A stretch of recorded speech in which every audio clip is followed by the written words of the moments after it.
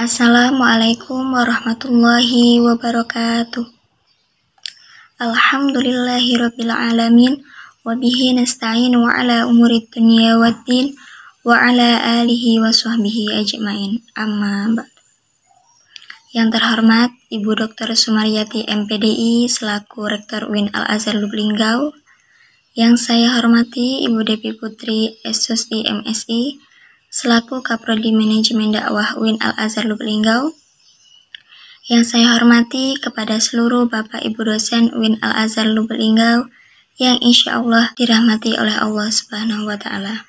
Baiklah, perkenalkan nama saya Putri Wulansari dari Prodi Manajemen Dakwah Kampus C Musi Banyuasin akan menjawab beberapa pertanyaan mengenai ujian komprehensif dengan mata kuliah ilmu dakwah. Pertanyaan yang pertama, jelaskan definisi dakwah menurut pandangan ulama klasik dan kontemporer. Menurut pandangan ulama klasik, dakwah adalah seringkali diartikan sebagai upaya untuk mengajak atau menyeru kepada orang lain menuju jalan kebenaran agar beriman kepada Allah Subhanahu wa Ta'ala, percaya dan menaati apa yang telah dibawa Rasul-Nya melalui beberapa cara, yaitu dengan cara berkhutbah, dengan cara berceramah, dan lain sebagainya. Menurut pandangan ulama kontemporer, dakwah adalah yang dilakukan dengan cara menggunakan teknologi yang sedang berkembang. Dengan menggunakan fasilitas teknologi elektronik seperti TV, internet, dan teknologi modern lainnya. Menggunakan materi dakwah yang kontemporer, yaitu kajian Islam yang mengambil tema-tema tertentu yang sesuai dengan tuntunan zaman. Pertanyaan yang kedua, bagaimana pendekatan dakwah dalam masyarakat multikultural? Berikan contoh kasus. Pendekatan dakwah dalam masyarakat multikultural memerlukan strategi yang cerdas dan sensitif terhadap keragaman budaya, bahasa, dan keyakinan, yang bertujuan untuk menciptakan keharmonisan dan toleransi terhadap perbedaan. Beberapa pendekatan yang dapat digunakan adalah: yang pertama, menekankan pada pemberdayaan umat dan kerjasama antar agama dan budaya. Yang kedua, membangun kepercayaan dan kolaborasi antara kelompok masyarakat yang beragam. Dan yang ketiga, menghargai kearifan lokal dan kultur yang tidak bertentangan dengan prinsip tauhid. Contohnya, di dalam sebuah komunitas Islam di kota multikultural mengadakan acara iftar yang terbuka untuk umum. Mereka mengundang penduduk dari berbagai latar belakang agama termasuk Kristen dan Hindu untuk berpartisipasi.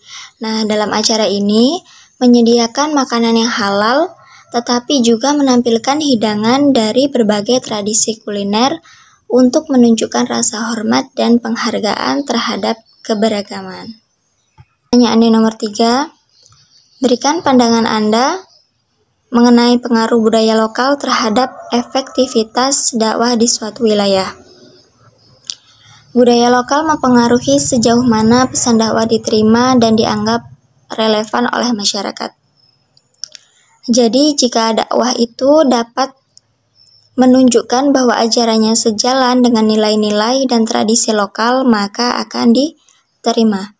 Cara penyampaian dakwah harus disesuaikan dengan cara berpikir dan kebiasaan komunikasi masyarakat setempat.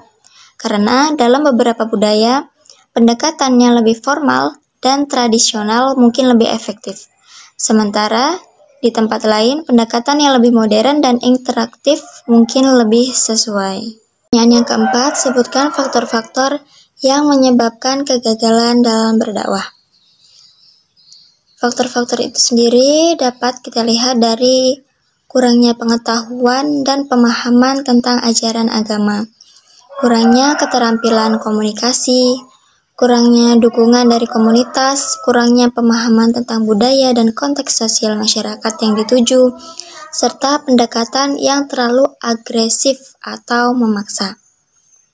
Nah, solusi untuk mengatasi kegagalan tersebut antara lain adalah peningkatan pengetahuan dan pemahaman tentang ajaran agama itu sendiri, pengembangan keterampilan komunikasi, peningkatan pemahaman tentang budaya dan konteks sosial masyarakat yang dituju, serta pendekatan yang lebih bijaksana dan tidak memaksakan, kemudian memberikan contoh praktis yang baik dari pihak yang berdakwah. Pertanyaan yang nomor 5, bagaimana peran dakwah Islam menghadapi isu-isu global seperti Islamofobia dan sekularisme? Dengan cara meningkatkan pemahaman dan toleransi terhadap Islam, menentang stereotip dan prasangka negatif, mempromosikan dialog antar agama dan antar budaya, membangun komunitas yang lebih inklusif dan adil, serta mempromosikan nilai-nilai universal. Pertanyaan yang terakhir, jelaskan pendekatan dakwah terhadap generasi milenial dan Gen Z di era teknologi. Teknologi memerlukan strategi yang inovatif dan relevan dengan kehidupan digital mereka. Pendekatan yang dapat digunakan, yang pertama adalah dengan penggunaan media sosial. Media sosial adalah platform yang sangat populer di kalangan milenial dan Gen Z.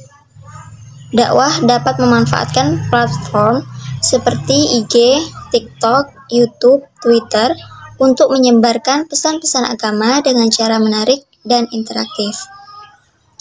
Komunitas online. Membangun komunitas online di mana individu dapat berinteraksi, berdiskusi, dan saling mendukung dalam menjalankan ajaran agama. Dengan pendekatan ini, dakwah dapat menjadi lebih efektif dalam menjangkau generasi milenial dan Gen Z serta membantu mereka dalam memahami dan menerapkan ajaran agama Islam di dalam kehidupan sehari-hari mereka. Baiklah, itu tadi beberapa jawaban dari saya dari awal hingga akhir. Apabila terdapat kesalahan, saya mohon maaf yang sebesar-besarnya. Saya akhiri, wassalamualaikum warahmatullahi wabarakatuh.